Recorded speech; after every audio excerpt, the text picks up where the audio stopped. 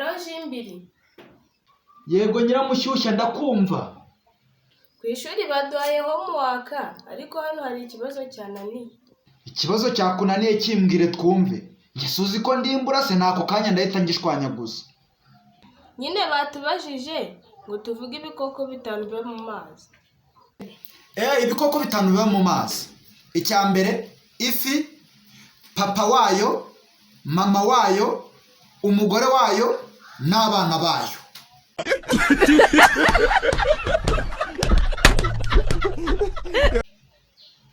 Alo sheri. Alo? Noneho mvuye ku nzoga pe burundu. Kubera iki? Uzi ko maze amasaha 3 yose ndi hanze y'urugi ndi gukomanga nibagiwe ko nibana. Coronavirus 呢，还已经破裂了。